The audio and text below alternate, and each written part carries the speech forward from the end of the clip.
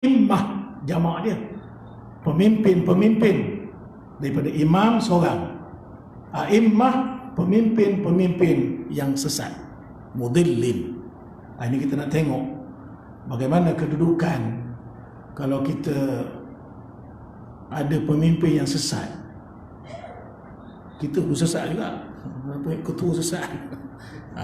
Kan? Jadi insya-Allah kita tengok apa yang dikatakan oleh Nabi sallallahu alaihi wasallam. Bermula dikendaki dengan imam di sini, yakni raja-raja besar. Kadang-kadang raja satu negara tu, raja lah, dia pemimpin besar sekali. Macam Brunei yang besar sekali, raja. Dia bawah-bawah dia ada menteri-menteri. Tengok keadaan. Dan khalifah, macam khalifah, macam Khalifah Ar-Rashidin, khalifah yang besar sekali. Itu gelaran, mengikut tengok apa gelaran dia. Yang penting itu masuk imam, dia pemimpin. Dan sultan, kita juga negeri-negeri ada sebut sultan kadang. Dan dalam negara disebut agung, yang di Pertuan Agung. Itu dia. Tapi dia tidak termasuk dalam pemerintahan, tapi dia sebagai orang besar lah, pemimpin itu. Dan lain-lain apabila mereka itu, dan lain-lain gelaran lah, presiden ke macam-macam gelaran, kan? Dan dia kata apabila mereka itu jahil akan segala hukum syarak. Itu sebab tu pemimpin ni dia kena tahu hukum syarak atau dia didampingi oleh ulama supaya bila dia buat putusan tu tak bertentangan dengan hukum syarak. Sebab itu dia kata kalau pemimpin-pemimpin yang disebut dengan gelaran macam-macam tadi, raja-raja besar ke, khalifah ke, sultan ke, jika sekiranya mereka ini jahil akan hukum syarak serta menurut dan membetulkan fikiran sendiri je, ikut akal dia, dan meninggalkan segala ulama yang besar-besar, dia tak ambil ulama untuk nasihat dia, ya, maka mereka itulah yang sangat-sangat ditakuti. Itu Nabi beritahu tu. Ingat, hati-hati, nanti datang satu zaman yang pemimpinnya zalim, jahil, membawa rakyat dia supaya jadi jahil, berjahil juga. Dan dia tidak suka pada ulama, tak mahu minat pada ulama. Ulama nasihat dia tak ikut. Yang penting dia ikut fikiran dia saja. Oleh sebab tu ulama disebut dengan umara mesti sekali. Umara ialah pemimpin, ulama penasihat. Sebab itu kita perlu ada penasihat agama. Penasihat agama kepada pemimpin. Ada penasihat agama. Betul, dalam negara kita ada menteri agama. Sebab itu menteri agama tu mestilah menteri agama yang benar-benar berilmu. Dan menteri agama yang dia pun tak apa nak ngerti, tak boleh lantik jadi menteri. Penasihat, mesti orang tahu. Kalau tidak, dia nasihat benda yang sesat. Dia tidak dapat membetulkan pemimpin. Macam zaman Imam Malik rahimahullah ta'ala. Imam Malik masa zaman Raja Malikus Saleh memerintah, kan, dia nak pungut cukai kepada pemimpin, nak naikkan cukai kepada rakyat. Panggil semua dah ulama-ulama ke istana. Semua kata boleh tuanku, boleh, semua boleh. Hanya dalam negeri itu ialah Imam Malik, Imam Nawawi, Imam Nawawi saja yang belum dipanggil. Dan Imam Nawawi terkenal di negeri itu bahawa dia ulama besar. Jadi dia seorang je belum dipanggil ke istana untuk beri fatwa boleh tak raja pemimpin ni nak pungut cukai masa zaman itu. Sebab ketika itu pendapatan negara dah merosot dah. Mungkin musim Covid ke masa tu. Dia bukan Covid, dia musim kemarau. Nak pergi berperang tak cukup. Jadi panggil Imam Malik ke istana. Masuk saja istana, Imam Malik tengok mewah betul dalam istana. Mewah. Daripada mula masuk pintu, mewah sangat. Sehingga dayang-dayang istana, pekerja-pekerja pembantu semua pakai kalung emas. Sehingga pintu-pintu emas, pinggan emas. Ini macam mana nak bagi fatwa supaya boleh pungut cukai kepada rakyat? Tengok mewah. Hidup pemimpin imam. Walaupun dia gelar sultan, raja, imam pemimpin dia mewah. Imam Malik kata, dia bagi fatwa, dia kata, tuanku boleh pungut cukai kepada rakyat, naikkan cukai dengan satu syarat. Syarat dia apa? Tuanku jual dulu apa yang ada dalam sana ni. Berani bagi fatwa gitu. Jual dulu, tak cukup. Ketika itu bolehlah tuanku ambil cukai pada rakyat. Apa kesan dia? Kebuah negeri lain mana ni? Kebuah negeri. Akhirnya raja mati. Naik raja baru pula. Panggil balik Imam Nawawi balik ke negeri dia. Dia begitu kehidupan. Ulama ni buang ke mana? Buang dia macam tu je. Ulama ni. Kau nak penjara ke dia macam tu juga. Dia tetap. Sebab apa? Sebab dia tidak lari daripada peraturan Allah tu. Macam Hamka dia di penjara masa zaman, dia ulama besar, Hamka. Dia di penjara masa zaman Belanda. Dia di penjara. Dia dituduh khianat. Memanglah orang lawan Belanda tuduh khianat lah Belanda. Macam orang kita juga lawan putih dulu. Memang dia kata pengkhianat. Mak Kilau pun pengkhianat, Datuk Bahaman pengkhianat, sedangkan dia bina nak tahankan negara ni. Memang kita pun tu terikut-ikut juga, khianat juga. Kita tak nampak tu, kita dikhianat, twistkan oleh penjajah kan. Sama. Tapi Hamka duduk dalam penjara, dia siap tafsir Azhar. Ulama di penjara tetap tak apa, dia kata di sini lah. Masa aku di penjara aku bersyukur sangat sebab aku dapat rehat penjara ni. Aku dapat menulis tafsir Azhar. Siap. Siapa baca di tafsir Azhar tu, ditulis dalam penjara tu. Ulama kata. Kalau aku kat luar, aku tak dapat rehat.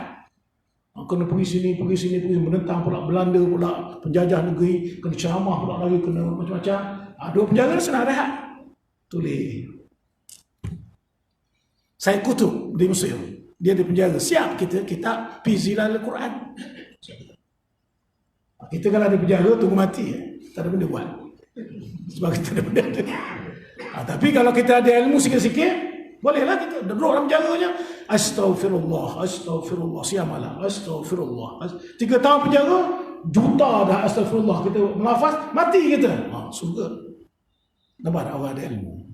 Itu sebab tu dia kata, sangat ditakuti oleh Rasulullah SAW jika a'immah, pemimpin-pemimpin yang menjauhkan ulama dan pemimpin yang hanya pakai fikiran sendiri saja.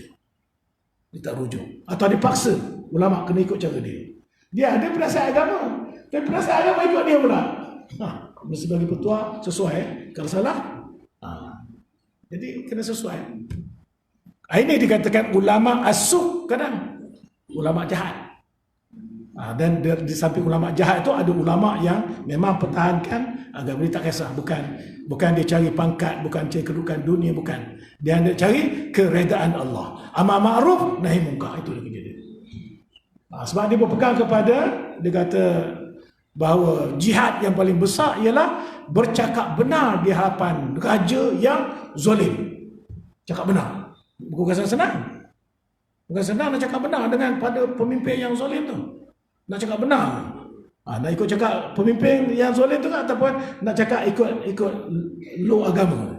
Nak cakap benar tu. Itu perlu jihad benar-benar. Kerana raja besar dan sultan dan khalifah yang berfikir sendiri serta jahilnya dan meninggalkan ulama muktabar, ulama yang diiktiraf. Muktabar tu ulama yang mementingkan akhirat. Sangatlah besar bahaya agama dan maslahat am daripadanya, dan mereka itu yang disebut dan diisyaratkan dalam hadis Nabi akan imam-imam yang menyesatkan. Itu disebut itu. Maknanya sangatlah bahaya besar pada agama. Bahaya pada agama kalau pemimpin-pemimpin bawa sesat agama kan. Kalau umpamanya pemimpin kata, boleh kita tak ada masalah, kita sama-sama naik batu kek. Tak ada masalah. Yang penting hati kita. Dah mula dah. Kita sekali fikir, dia tak iya juga ya. Yang penting hati. Naiklah kita. Will juga kita. Kan sesat tu. Kan. Ini pun banyak orang sesat ni. Apa salah sendedahkan aurat, yang penting hati. Itu pemikiran sesat tu. Apa salah saya berdarurat? Saya tak nak hipokrit, bohong-bohong ni tak nak. Yang penting hati saya. Saya dengan Allah, saya dengan Allah, hati saya. Banyak cantik. Pemikiran gitu, itu semua pemikiran dah diseleweng dah. Seleweng. Dirosak sikit macam virus. Macam virus COVID ni lah sikit yang tak nampak. Dia mula berkata-kata gitu. Akhirnya agama ni sama je. Habis. Agama kita mana sama? Lain. Tak boleh kita kata agama sama. Kalau tidak, takkan turun ayat lakum dinukum waliyadin. Lain. Tapi kita, agama kita Islam, kita cari Islam lah. Kita tak menghina agama lain, tak hina. Kami percaya kepada Tuhan kami, Allah. Kami percaya bahawa Isa itu Rasulullah. Engkau percaya Isa itu Tuhan? Terpulang pada kami, tidak terpulang pada. Tapi agama kami mengatakan Isa itu Rasulullah. Jangan marah kami. Agama kami mengatakan Isa itu Rasulullah. Agama awak pula mengatakan Isa itu Tuhan. Atau pula. Tapi kita menolak. Agama kami Isa itu Rasulullah, bukan Allah. Kita pegang itu. Kena gitu. Tak boleh kata agama ni sama je. Sama agama, yang penting ya agama ni ya sama.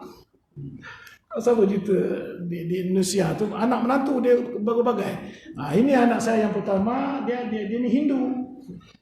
Ini anak saya yang kedua, dia Kristian.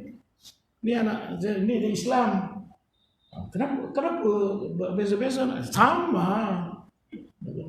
Itu pemikiran yang telah dirosakkan. Tak sama. La ilaha illallah Muhammadur Rasulullah pada sama. La ilaha illallah mengesakan Allah yang berhak disembah, Allah. Muhammadur Rasulullah, Muhammad Nabi yang terakhir, mengaku bahawa Rasulullah Muhammad. Tak sama. Adapun kalau sama kita nak kata suruh buat baik, itu mungkin ada sama lah. Semua agama melarang daripada mencuri, ada kemungkinan betul. Sebab semua agama melarang minum arak, itu mungkin. Tapi akidah lain, tak boleh kita pukul rata, tak boleh. Ini dikatakan bahawa kalau pemimpin yang tidak tahu agama, kemudian dia tidak rujuk pada ulama-ulama yang muktabar, maka dibimbangi oleh Nabi mengisyaratkan dalam hadis dia, dan sangatlah ditakuti di atas umat Muhammad itu oleh Nabi. Umat Muhammad. Siapa umat Muhammad? Kita umat Muhammad ini sangat diberi ingat oleh Nabi, ditakuti maksudnya diberi ingat sangat oleh Nabi. Nanti ada pemimpin yang jenis menyesatkan ini. Kerana dengan senang juga mereka itu menyesatkan. Sebab pemimpin. Sebab itu bila Melaka dulu, raja dalam sejarah sebut para miswara lah. Sekarang orang tulis balik sejarah Melaka tu. Saya dah order dah buku tu 3 biji tu. Cek agak tu. Saya tak dapat. Order bayar lah. 100 bayar promosi buku tu. Buku 3 buku. Dia tulis balik sejarah Melaka. Hebat orang Melaka ni. Hang tuah sampai pergi ke India tu menjinakkan kuda di Raja India tu. Lepas tu ada ukiran-ukiran tanjak tu. Lepas tu orang India kata, ini Malaysia. Ini Melaka. Dia tanya, ada gambar hang tuah dekat sana. Hebat betul orang Melayu. Keliling dunia orang Melayu dulu. Tapi kita dimomokkan oleh penjajah Melayu ni. Malas. Melayu malas. Bangun balik. Siasat sejarah balik. Sejarah kita habis diseleweng dah. Mengata mengalir tidak apa. Melayu ni tak ada boleh buat apa. Sampailah kita dimomok-momokkan gitu. Macam kita bila dimomokkan, awak ni demam ni. Awak ni sakit demam. Kita siasat akhir moyok sakit demam. Kenapa ni demam? Mengapa demam? Orang semua kata demam. Begitu juga bangsa yang besar. Cik Nasar dapat tak buku tu? Tulisan formula tu, siapa profesor mana tulis. Bagus dia buat kajian tu, bagus. Tapi buku tu saya tak dapat lagi. Tak dapat. Dah 2 minggu dah. Kena tanya balik lah, duit dah bayar. Ini bahaya bayar apa ni, beli online ni. Duit dah bayar. Tanya. Bila kita tanya kan dia jawab balik, ya ke? Dia tanya balik. Kita tanya, saya dah bayar duit ni, buku tak sampai. Dia jawab, ya ke? Naik malah lah kita. Jadi itu ni, jaga-jaga imam tu. Sangatlah ditakuti di atas umat Muhammad itu oleh Nabi kita, kerana dengan senang jua mereka itu menyesatkan. Kalau pemimpin dia, sebab tu para sahabat bila masuk Islam, agama rakyat masuk Islam, ada ikut pemimpin, agama rakyat ikut pemimpin dia. Kalau pemimpin itu elok, baik, maka baiklah rakyat. Kalau pemimpin samsik, rakyat lagi samsik. Dia ikut gitu. Maka hadis yang dikeluarkan oleh Imam Tirmizi ataupun disebut Abu Isa Tirmizi disebut dengan an Thawbani qala Rasulullah sallallahu alaihi wasallam innama akhafu ala ummati al-a'immatal mudillin. Hadis diriwayatkan daripada sahabat Nabi yang namanya ialah Thawban radhiyallahu anhu. Ada sahabat Nabi nama Thawban nama dia. Katanya telah bersabda Rasulullah SAW, dia kata bahawasanya aku takut sehabis-habis takut. Takut dengan maksud dikhuatir. Takut ni bukanlah maksud takut macam takut pada Allah. Tak, aku bimbang. Sehabis-habis bimbang. Khuatir sehabis-habis khuatir. Ataupun takut.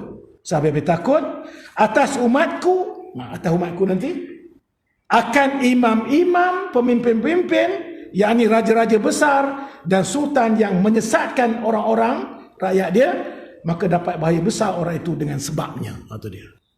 Jauh pada bimbang. Kalau pemimpin, imam-imam, pemimpin yang menyesatkan, dia boleh menyesatkan semua orang rakyat. Semua rakyat boleh sesat. Sebab dia tadi aja pemimpin ni. Kalau dia kata A, rakyat mesti ikut.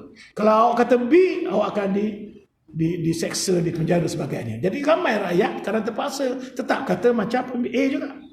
Tapi sesat. Ni. Sebab itu masalah 221 dia nak hurai. Raja-raja besar dan sultan dan pemerintah yang menyesatkan seperti barang yang berlaku pada masa zaman Imam Ahmad bin Hanbal. Ini dia bagi contoh. Pada masa zaman Imam Ahmad bin Hanbal, zaman Bani Umayyah, Bani Umayyah. Di Baghdad Abbasiyah. Baghdad. Pada zaman Imam Ahmad bin Hanbal. Imam Ahmad bin Hanbal ni dia lahir di Baghdad pada tahun 164 Hijrah. Mana antara dia dengan Nabi Hijrah tu 100 tahun. 164 Hijrah dia lahir tu. Imam Ahmad bin Hanbal ni orang yang kental, orang yang kuat iman. Dia berpegang pada agama walaupun bunuh dia ke, kerat 7 ke, dia tetap itulah pegang. Dia hebat Imam Ahmad bin Hanbal. Tapi pada zaman dia ada lagi ulama lain banyak. Masa zaman dia inilah berlaku fitnah yang ada pemimpin yang sangat zalim. Tatkala jadi huru-hara dan gempar pada perkara, apa yang berlaku tu ialah pada perkara berkaitan dengan akidah. Apa dia akidah itu ialah untuk mengatakan Quran itu adakah ia qadim atau dia makhluk. Itu je benda ini.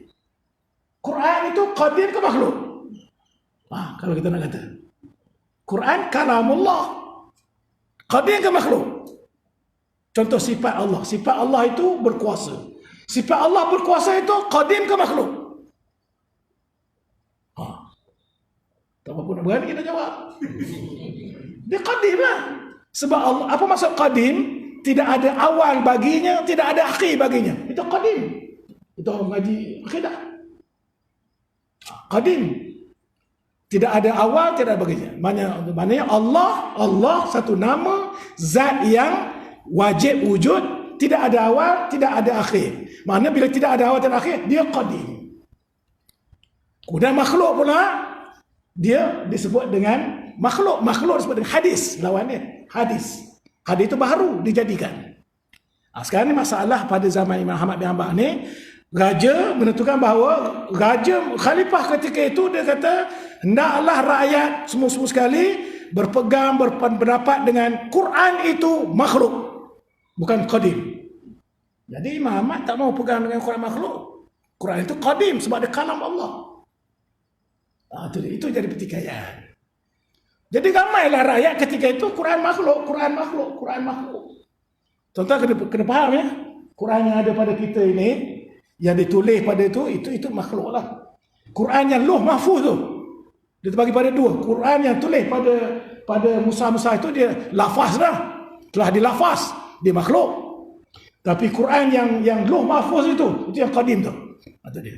Tapi kerana dibimbangi supaya sebab tu ulama kata walaupun Quran yang ada kita sekarang tak boleh kita sebut makhluk juga. Kita sebut qadim juga.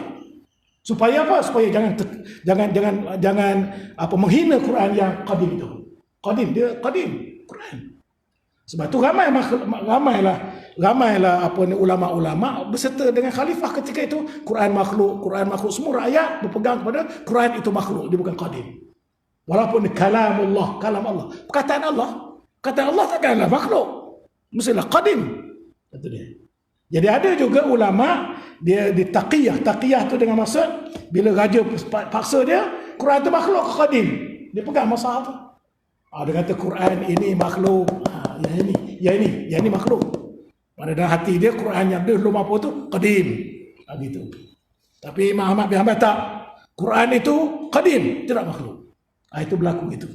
Bagaimana Imam Ahmad mempertahankan mana pendirian dia? Dia kata ulama besar yang muktabar lagi mujtahidin, muhaddisin seperti Imam Ahmad bin Hanbal dan Imam Syafi'i dan lainnya mengatakan Quran itu qadim, dia bukan makhluk. Qadim itu istilah dalam ilmu tauhid. Kalau tak pernah dengar qadim makhluk apa jenis serangga ke apa tu? Qadim makhluk ni. Semualah mana dia sebut Allah tu qadim. Qadim tidak ada awal, tidak ada, itu qadim. La awwala bihi. Tidak ada yang awal. Suatu benda yang tidak ada awal. Allah tidak ada awal. Dia qadim namanya. Kita ada awal. Dulu tak ada. Lepas tu ada. Memang hadis. Hadis tu memang makhluk. Itu dia. Itu nak beza Allah dengan makhluk. Kena beza. Allah bersifat qadim. Makhluk bersifat hadis. Qadim lawan hadis. Qadim maknanya baru. Hadis maknanya baru. Itu dia. Maknanya hadis itu ialah daripada tak ada kepada ada. Kita dulu tak ada. Itu kena buka lah sini. Mengaji akidah sebab dulu lah. Ada nak mengajar lah. Supaya biasa dengan istilah. Itu belum lagi istilah jirin, arat, jahar. Lagi pening ilmu ni. Payah ilmu ni, payah. Dia nak ilmu senang-senang kan. Jadi itu akidah. Jadi Imam Ahmad bin Hanbal kata Quran tetap qadim, dia tidak akan makhluk.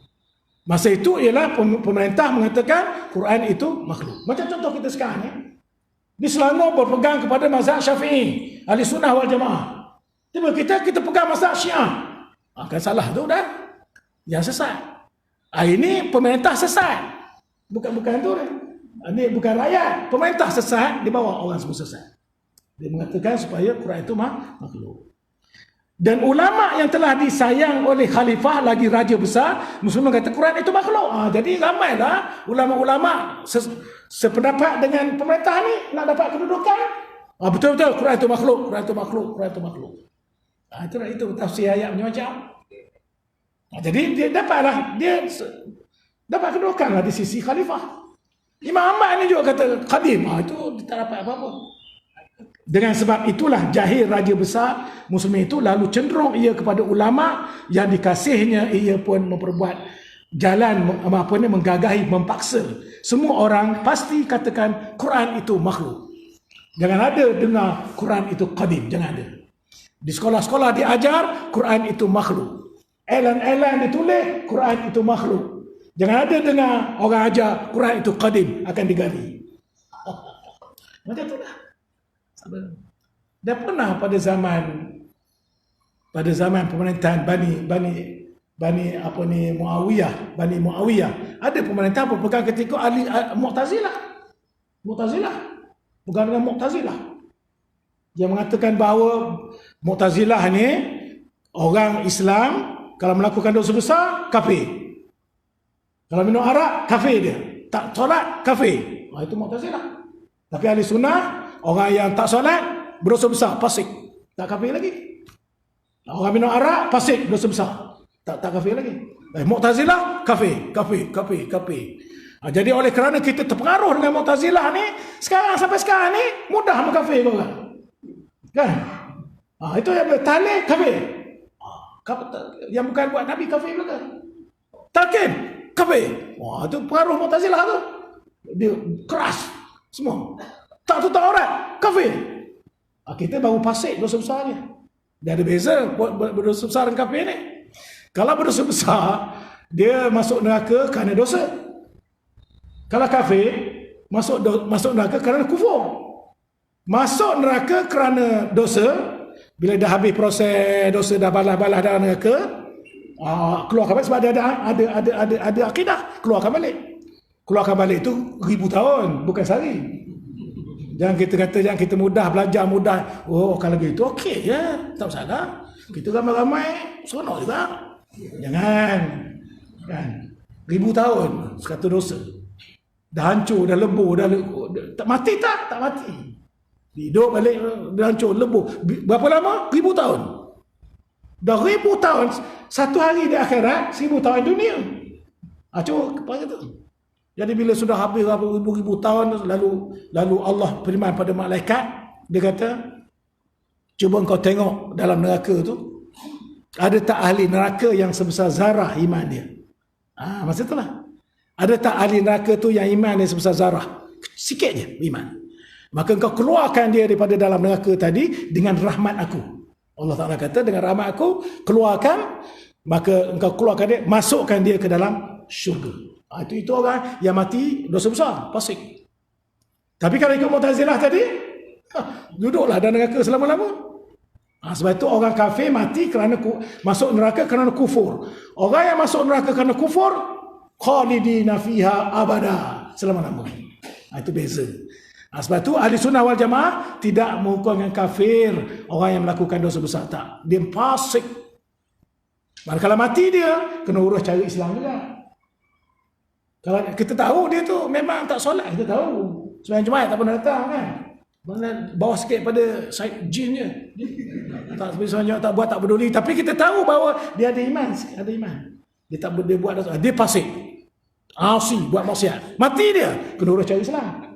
Melainkan zahir pada lidahnya bahawa dia murtad. Kalau dia menafikan yang halal, yang haram, dia mengharamkan yang halal, menghalalkan, itu keluar pada agama Islam. Kalau dia kata semayang tak wajib, mana wajib semayang ni? Itu keluar pada agama Islam. Puasa ni mana wajib? Keluar pada agama Islam. Kalau dia kata aku tahulah semayang tu wajib, tapi banyak tapi aku tak sampai seru lagi. Tapi dia tak menafikan wajib semayang tu, cuma dia malas semayang. Maknanya dia fasik, tak kafir. Kalau ikut Mu'tazilah tadi, kafir.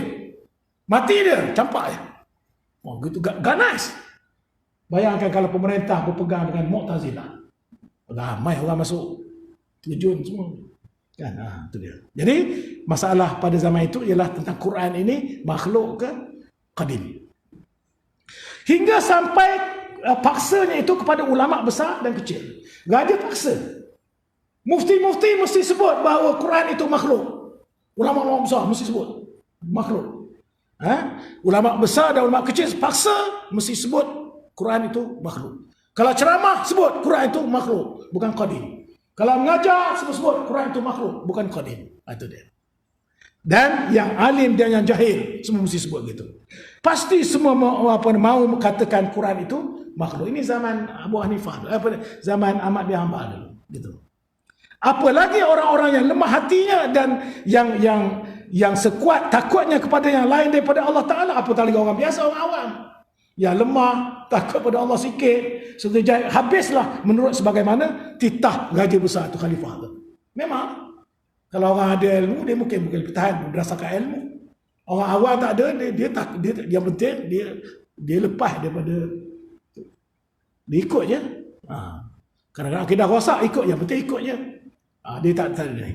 Maka jadilah raja besar itu menyesatkan orang dengan senangnya. Itu senang raja besar tidak sesatkan orang, senang. Ramai orang ikut dipaksa. Quran ke makhluk ke qadim? Makhluk tuanku. Okey, beres. Ni orang taman ni berpegang kepada Quran ke makhluk. Sila angkat tangan siapa kata Quran tu qadim. Ada seorang angkat tangan, penjara. Yang lain okey. Sebab itu. Jadi nak lepas, ada orang yang tahu, mungkin ulama sikit. Ulah dia tahu, tapi nak takut-takut lepas, sebut je makhluk. Makhluk tuanku. Lepas. Itu keadaan dia. Ya, ini tentang Quran. Ini kalau kita kiyah benda lain macam-macam lagi. Kan? Tak cukup masa. Kan? Tetapi ulama yang mujtahid lagi takut kepada Allah Ta'ala tidak sekali-kali diubah sebagai ijtihadnya dan apa yang ada pada pengetahuannya, bahkan berkeras di atas i'tiqad dan katanya dengan lidahnya Quran itu qadim. Jadi ulama-ulama yang berkeras ini maknanya tetap mengatakan Quran itu qadim, tidak makhluk. Paksa macam mana pun tak, Quran itu qadim. Macam kita kena paksa, orang nak bunuh pedang kat sini dah. Mengakulah saya ni Tuhan kalau zaman Fir'aun dulu. Tidak, Allah sebagai Tuhan aku, la ilaha illallah. Aku ni Tuhan, la ilaha illallah, la ilaha illallah. Kena sembelih, tak apa, mati dah iman. Tapi tengok pedang dan berkilat tu, mengaku aku ni Tuhan, kata Fir'aun. Ya, apa ni, engkau lah Tuhan. Selamat lah. Kita tak ada uji gitu. Bolehlah ngangguk-ngangguk. Cuba uji gitu.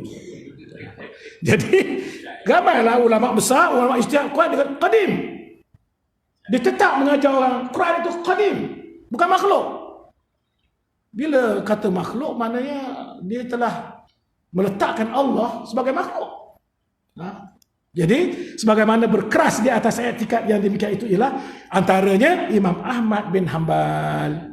Imam Ahmad bin Hanbal hebat, Hanbali. Hingga datang titah daripada Raja Besar dan Khalifah suruh kurung Ahmad bin Hanbal. Tangkap Ahmad bin Hanbal, penjara dia. Mana penjara ulama ni daripada dulu dah. Kan? Orang penjarakan macam tadi Hamka, orang penjarakan Said Qutb, orang penjarakan Hasan Al-Banna, orang penjarakan macam-macam ulama, kebanyakannya semua ke penjara. Ulama. Memang sampai mana-mana zaman ulama yang nak menegakkan Islam sebenar mesti dia ada musuh daripada dia. Orang tak suka. Esok Qaradawi dia orang Mesir, tak boleh balik Mesir. Dia ada Qatar. Tapi apa ni perkataan dia seluruh dunia sampai, walaupun dia duduk di Qatar. Macam Hamka dia walaupun duduk dalam penjara, tapi dia punya ajaran dia tersebar seluruh Indonesia walaupun duduk dalam penjara. Sampai keluar gitu. Allah atur dah ulama ni. Awak duduk dalam penjara, siapkan Sabti Azhar. Awak duduk penjara seperti gini. Betul tu. Orang yang berpegang ni. Antaranya Ahmad bin Hanbal dijailkan, jail tu di penjara lah. Tiada boleh keluarkan dia melainkan kemudian daripada berubah i'tikad dan katanya bahawa Quran itu makhluk Allah. Tak boleh dilepaskan.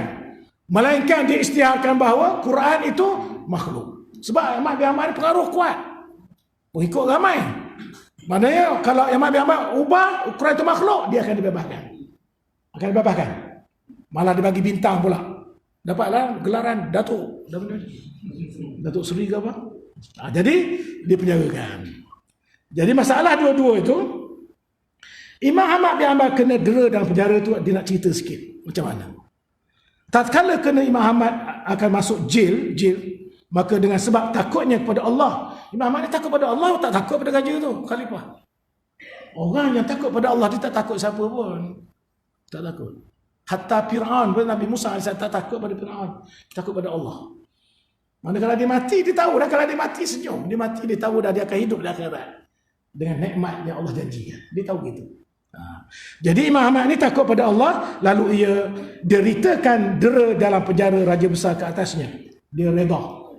Nak kenakan dia macam mana pun, dengan tidak mahu ia mengatakan Quran itu makhluk, tak sekali. Dipujuk ke, dia apa ke, ditawarkan dengan apa, kena dunia ke.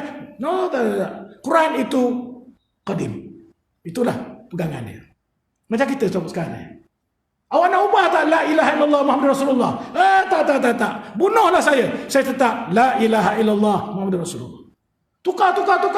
Bukan Muhammad Rasulullah. Isa kena syahadah gitu.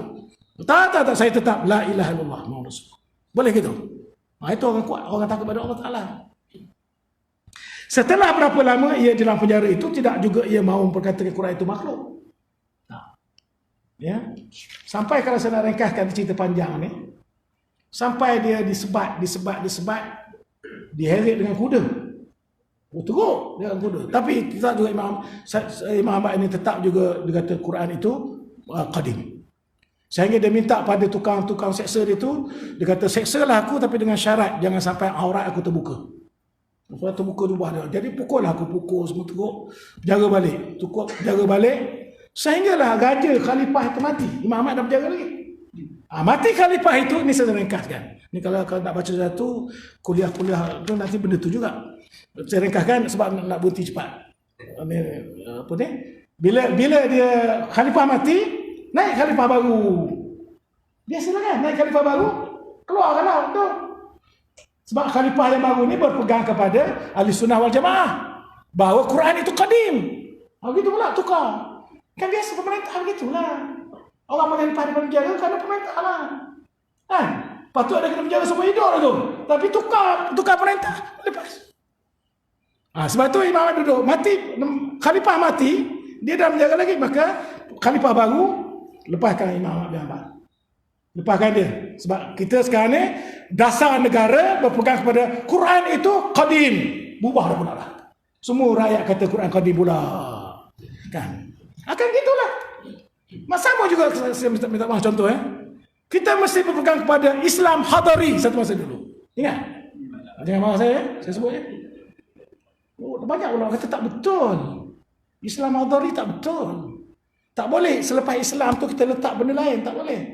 Islam tak boleh, Islam moden tak boleh, tak boleh. Selepas perkataan lain boleh letak Islam, bank Islam boleh. Hospital Islam boleh. Madrasah Islam boleh. Boleh, rumah Islam boleh. Tapi kalau Islam selepas itu nak letak tak boleh. Banyak ulama tentang tak boleh, tapi tak ada tentang beri benar. Tapi kita beritahu Islam bukan Islam hadari, tak boleh Islam hadari. Hadarah Islamiyah, itu betul-betul. Memang betul. Tapi pemerintah tetap kata Islam hadari, semua rakyat kata Islam hadari. Semua yang mengajar kat sekolah Islam hadari. Semua akan kata Islam hadari. Pensyarah universiti Islam hadari. Sekarang ni mana hadari, mana? Dia tak kekal kan. Tukar perintah, tidak ada lagi hadari. Benda lain pula. Satu pula. Kan, tukar. Semua orang kata satu. Tiap-tiap jumpa satu. Kan. Satu apa? Saya pun tak ingat. Satu apa? Saya pun tak ingat. Satu? Antum sebut. Tukar lagi sama dengan ini. Nih. Bila tukar khalifah, dia kata dasar negara sekarang telah menukar, mengatakan Quran itu makhluk kepada Quran itu qadim. Itu yang betul. Betul tu. Maka keluar Imam Ahmad bin Hanbal keluar, mengajar balik sama.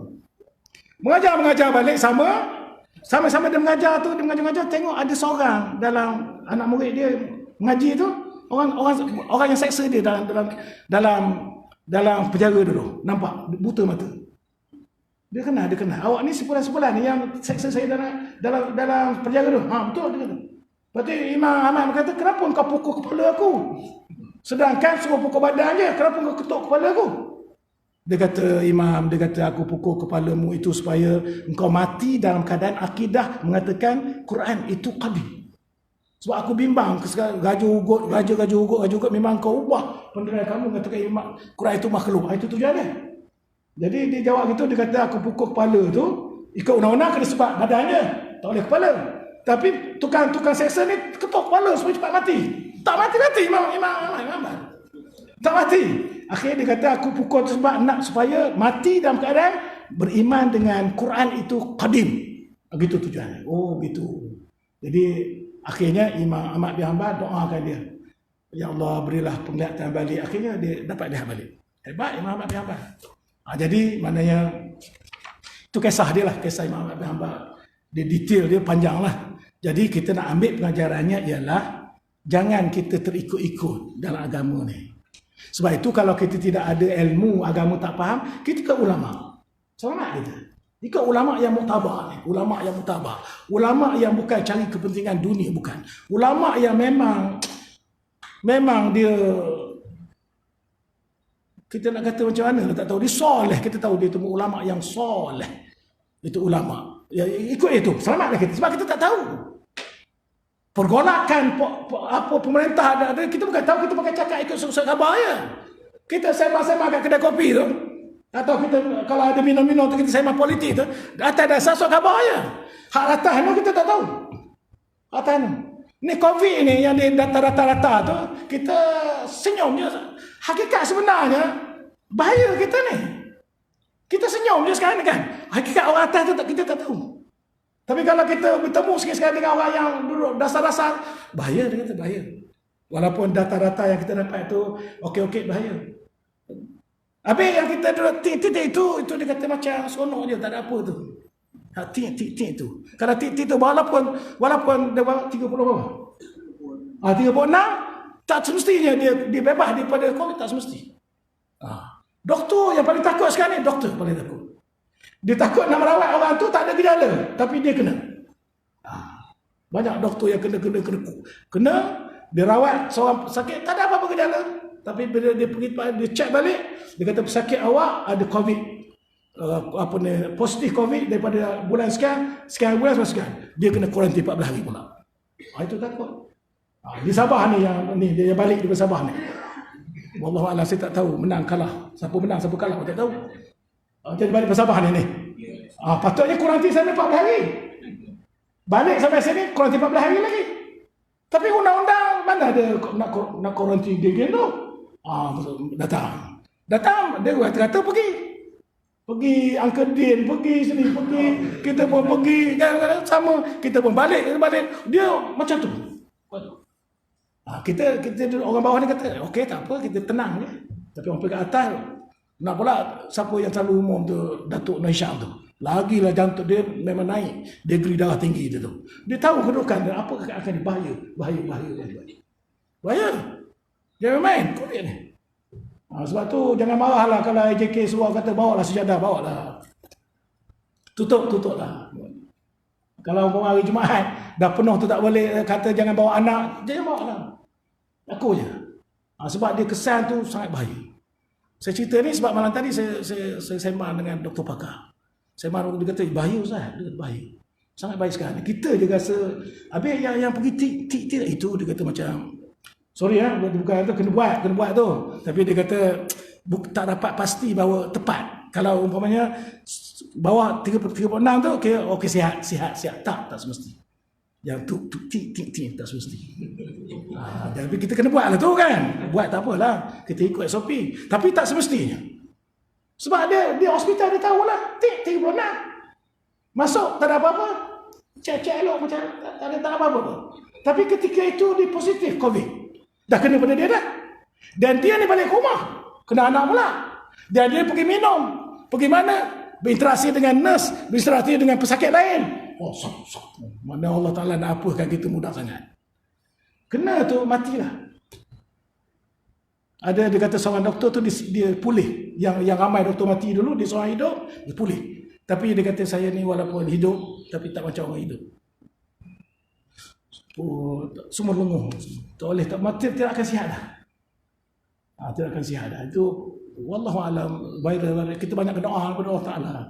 Banyak minta macam imam tadi doa kekalkan. Minta jauh daripada balak, wabak. Minta jauh hari-hari, jangan putus asa. Selalu minta kita berpegang kepada masya Allahu kana wa man lam yasha lam yakun. Mana-mana Allah Ta'ala nak kenaki, mana jadi maka dia jadi. Mana-mana Allah Ta'ala kata tidak jadi maka dia tidak jadi. Berpeganglah kepada kekuasaan Allah SWT. Itu kisah sampai situ dulu. InsyaAllah selesailah kisah Imam Malik tu. Imam Ahmad bin Hanbal tu. Kalau saya ringkaskan, kalau saya panjangkan lagi, dia panjang lagi. Tapi ringkaskan, sekarang ni kita tanda tentang bab ma ja'a fil mahdi. Tanda kat situ. Sekian, wassalamualaikum warahmatullahi wabarakatuh. Bismillahirrahmanirrahim. Alhamdulillahirabbil alamin wassalatu wassalamu ala asrafil mursalin wa ala alihi wa sahbihi ajma'in. Iftah alaina ya Allah futuhal arifin warzuqna fahman nabiyyin wa hifzal mursalin wa imanal muttaqin birahmatika ya arhamar rahimin. Allahumma tahhir qulubana minan nifaq wa a'malana minar riya wa alsinatana minal kazib wa a'yunana minal khiyanah. Innaka ta'lamu kha'inatal a'yun wa ma tufi sudur. Walhamdulillahi rabbil alamin. Taqabbalallahu minkum.